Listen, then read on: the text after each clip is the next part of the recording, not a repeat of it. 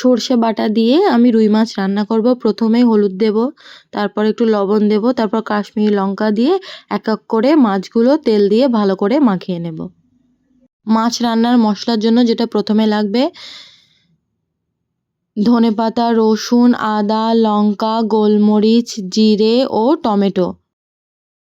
প্রথমেই সাদা সর্ষে দিয়ে নেব, তারপর গোলমরিচ, তারপর জিরে, তারপর রসুন, আদা, টমেটো ও ধনেপাতা, সামান্য পরিমাণ লবণ ও একটু জল দিয়ে মিক্সার করে নেব।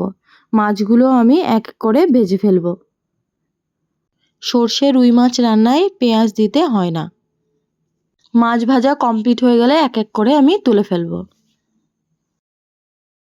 তারপর ওই তেলে এলাচ, হলুদ ও কাশ্মীরি লঙ্কা দিয়ে একটু নেড়ে চেড়ে নেব।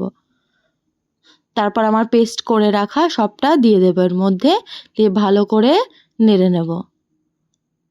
মশলা থেকে তেল ছাড়লে একটু জল দিয়ে আবারও নেড়ে চেড়ে নেব।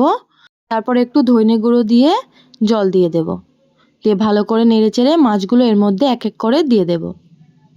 ঢাকনা চাপা দিয়ে কিছুক্ষণ রেখে দেব, ব্যাস তারপরে রেডি।